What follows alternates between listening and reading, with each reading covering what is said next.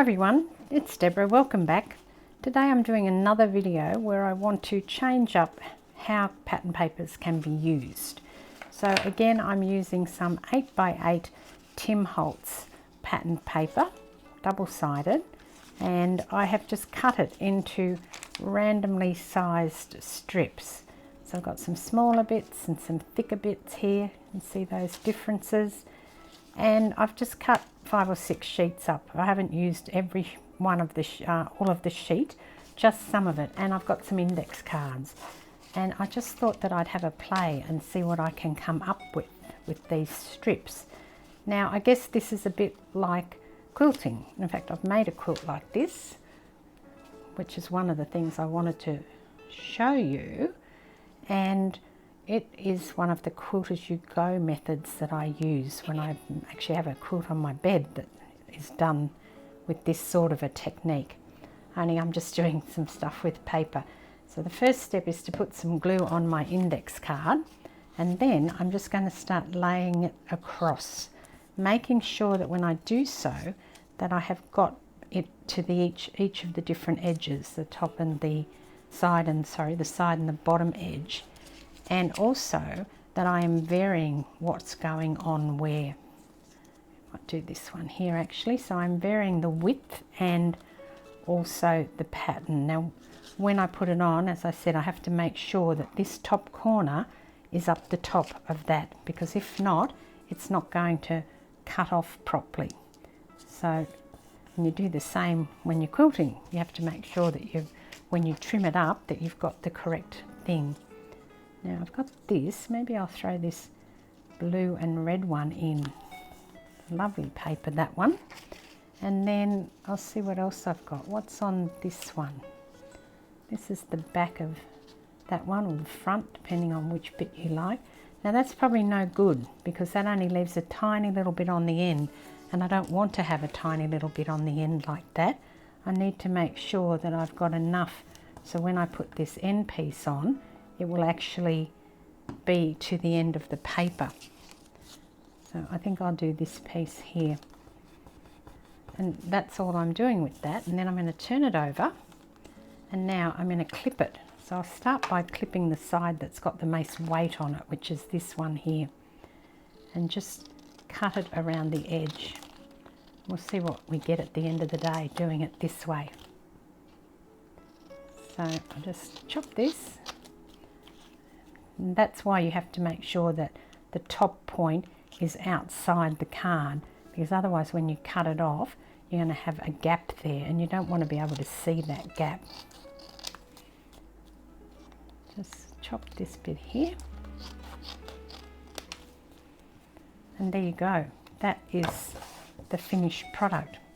So that's, I think, looks quite nice like that.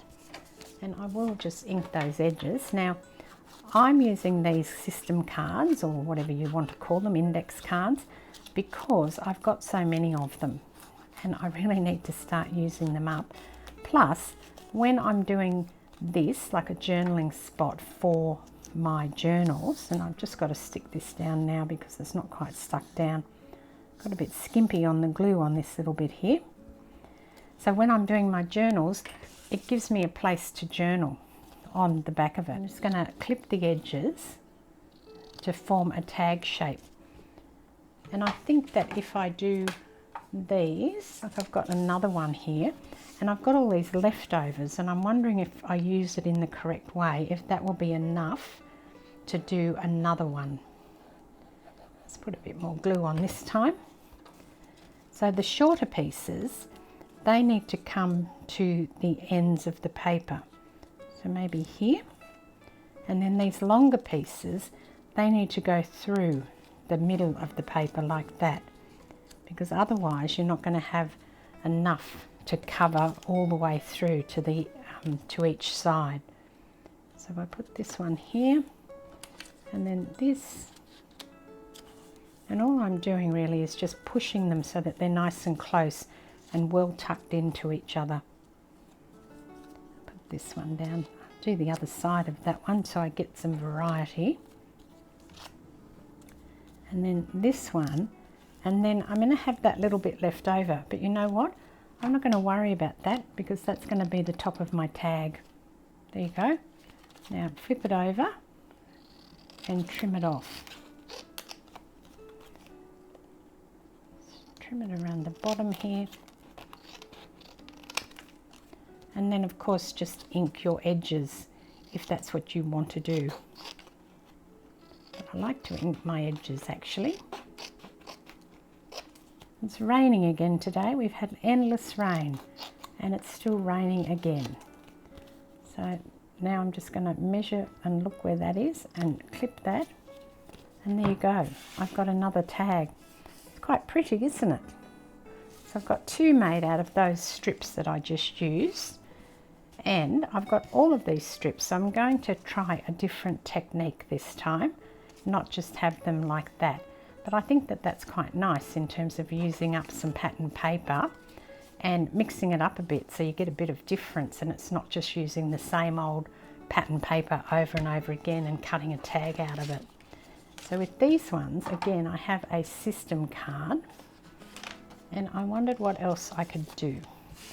So what I thought I would do is, I'm just thinking about this, what I can do is if I cut the ends off on an angle like this, then I could do stripes like that. So let's just grab this one and flip that over. I could put them at an angle like that so I had them up the tag, couldn't I? So if I put this here, this might be a way to use all these little bits of leftover actually. Didn't think of that before, it just occurred to me that if I got all these bits of leftovers, which are kind of random shapes and random lengths, that's going to go on there quite well. I'll probably have to cut a few more though to get that to go, but that's okay, I can do that. Where's another bit? Okay, now I think I quite like this. So I'm going to use that as my template.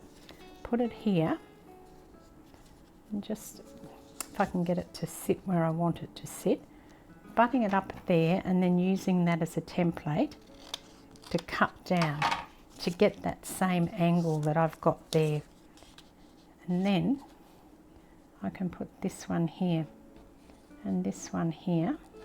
I have to put that on top because there's a little notch out of the bottom of that one.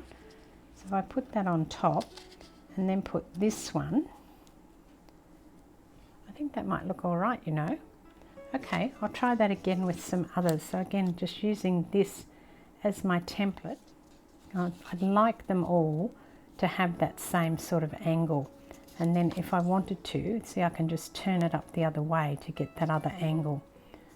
And I probably want to have the angle through here as well, because doing that means that I'll have two tags that I can cut apart, or I can use this as one big tag. So I've been thinking about all these different ways that you could possibly use your pattern paper, because I have so much pattern paper, and as I said, you can't just keep making the same old tag out of the same old piece of pattern paper every time. Well, I could, but I don't want to. I want to mix it up and try and get something that's a bit different. And then I just had a thought that instead of going that way, I'm going to go horizontally instead of vertically across the page. I'll show you what I mean by that now. I'm going to stand them up like this so that my things that meet are in the center here. So I probably need to do something because it's opened up a little bit here. So I'm just working out what I could do to fix that. So this is just little postal arrows. That's what I've got here, which are Tim Holtz. And again, I need to make sure I get the angle correct on these. So if I put that down there, I'm just wondering if I should just go all the way through with this. No, I don't think so. All right, and then I'll take my ruler and pop it on the edge of the paper and rip that off. Now that should give me the angle that I need for the next one without ripping it off at all. So, and it does, so let's pop this down here. Not sure if this is going to work, but we'll try it and see. I don't think I'm rescuing this at all actually. Let me see. No, I'm not sure that that's worked. So this one may have to go in the bin, unfortunately. But at least I tried. At least I tried to do something that, you know, gave it a go. Doesn't work, then you try again. Okay, so pop this one on. Yeah, no, I don't like this. I'm just going to give up on that. Okay, so that one is for the bin because it didn't work. So we'll throw that one away and we'll try another idea.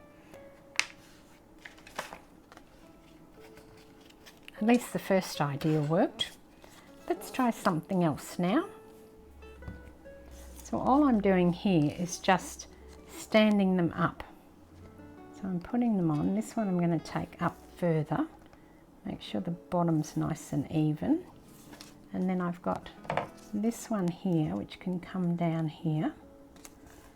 And then I've got one more, I think. I may have to chop this off so I can use it. I think it's going to be a little bit too small. Yeah, I'm going to have to try and find another piece to go in here actually. I have to go and chop another piece, but never mind. That's part of life. Let's see. Okay, that there. And then put that piece up. And then I'll put this little piece on the bottom here. Hopefully that will work. And then let's chop it and see what happens.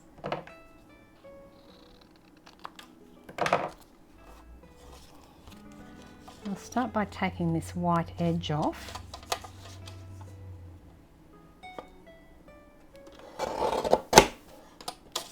That got rid of that.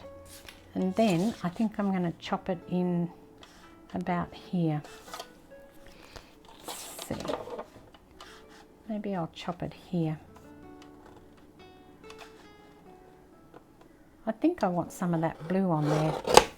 So I'll chop it here.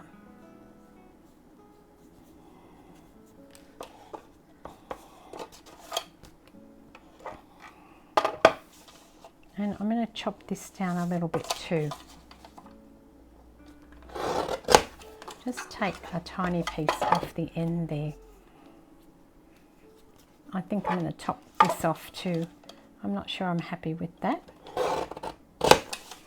But if I chop that off and then miter the corners again to create my tag shape, I think that's all right. I'm happier with that than I was with it sticking up.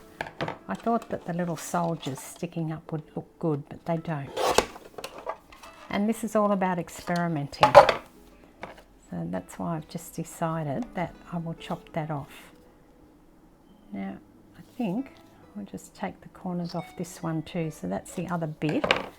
And that's another two little tags. So that's quite nice, isn't it? Got some variety of papers through there and a couple more tags. So with this one, I've cut these pieces into 2-inch strips, and I have also got the piece that creates an envelope from my scoreboard, which I don't tend to use very much because I've got the envelope punch board. But I am going to use it today because I'm going to use it to create the triangle shape that I'm looking for. So I'm going to start by laying it down. Actually, I'll turn these up so I can get a good angle on this. And I'll lay this down on the top and then do a line. Now this is going to create a fluted line if I do that because the edge of the thing is fluted, but I'm not worried about that. And then I'm going to do the same here. So I'm going to create a triangle piece here and then turn it over and do the same. All I'm doing is lining that up. And while I'm at it, I can do a line down there. I should have done that last time. It's just to draw a line down there. And then I'm going to, it's a bit hard to see actually because of the busy paper I used for the top, but never mind. and then the last one will go down there. Just line those up again so I can get this angle correct. Make sure I've drawn all those lines now. I think I've possibly missed some. I'll start cutting and then see how I go.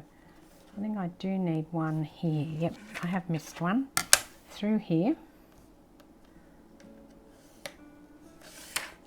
Okay, now I've got probably half a dozen pieces of paper, but these scissors will go through it, no problem at all. I'm going to start by cutting. Could use my cutter as well, but I thought I'd just use the scissors. They're actually going to bend a little bit. Okay.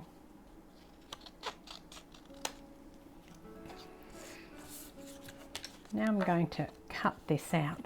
So I'm just going to take it and chop it through here, and then again here, up through the center, and down from the corner, and up through the center, and down again. And I will have to chop this one as well. It's a little bit too big. So this is probably a bit similar to how I used the wallpaper the other day, but these are triangles, not diamonds. And I thought, why not give this a go? And it's just pattern paper, so it's similar to wallpaper. And now, if I start to put this back together like this, it should work out, hopefully. Okay, so if I'm just going to put this on, all right, let's just stick. Actually, I wondered if I can put it on here. See if this will work. I think I have to do it across the length of it. So, starting with some glue down the bottom.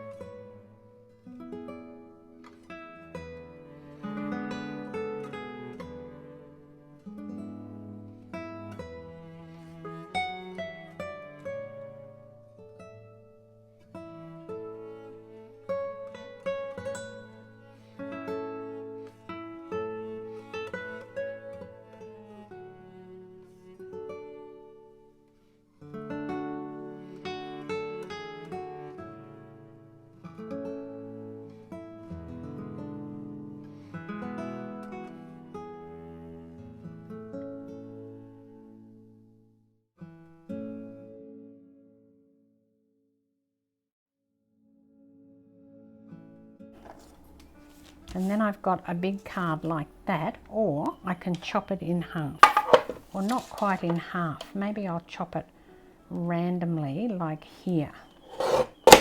There you go. And then I've got another little journaling spot there with triangles all over it. And then here I've got a larger one, again with the triangles.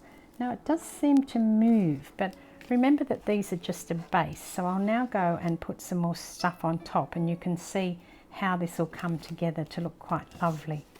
I'm going to put some tissue paper over the top, because I think that that's going to melt into there and you're not going to be able to see much of it once it's done.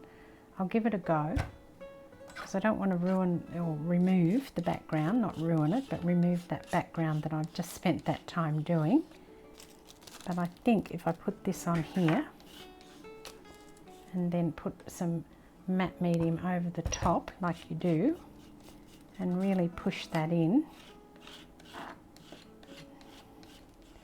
that it should still see the background through when it dries. So you've still got that effect that I want, but you've got it muted through the paper. Now this tissue paper, I'll just stop while I tear some. This is quite a dark tissue. It's the one that I had in the drawer there, just the first one I pulled out. So that's what I'm using. But it is quite dark. You can get tissue that is much lighter than this. I also want the words. And I don't have to cover the whole thing. I can just cover a piece of it like that. Okay, so that's going to be step 2 as I work my way through this. I'm also sort of putting it so that it's up on an angle, or on, you know, top to bottom, laying vertically. Let me try and reword that for you. I'm also putting it so that it goes like this. I'm not sort of sticking it in the center of the piece as such. The reason being is that I'm thinking that the doll will go here. Now I'm going to just put my paper dolls on. They're still wet, but I'm just not going to worry about that. I thought I'd just put them on anyway. And I think that they look much better now that they've got that tissue over the top of them. It's given them another point of difference. And this is all about making embellishments that are your own and that are different, so that you can stand out a little bit, or at least you know you've been a bit more creative than what just using the paper does. I like this couple here. I wonder if they'll fit on there. I might have to have a bigger tag for them. Maybe this one will be looking good. And then I've also got some sayings which I'll pop on as well. Just some of the small talk. So again, I've got that much that I have to start using them all. And I've also got, where's this dude? He might fit down here, will he? Yep. I like his little hat. Mum used to knit pom-poms or beanies with pom-poms for us. She was always knitting them. And Dad had a whole heap with and without pom-poms. And this little boy, maybe he'll fit here, although he's got his arm out. I don't like the way that there's nothing to put him on if he has his arm out like that. But this guy will fit there.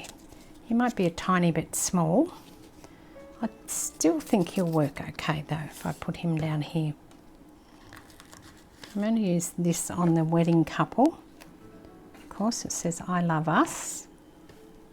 And then this dude here, I think I'm going to do more than exist. And then this last, I've got 2 here. Let's try for another one. I'm quite liking the white on them. It's giving them a little bit of a lift. Put this down here. And then this one here, Be You Bravely, with this little girl. There you go. So if I just clear the mess and then I can show them to you. 1, 2, 3, 4, 5 and 6. There you go. I think they're quite different and they're interesting backgrounds. You can see the cardstock popping through the tissue paper. I like how that's turned out actually. And that's it for today. So thank you very much for joining me. I hope you enjoyed that and I hope you have a go at it. This is Deborah. Cheers.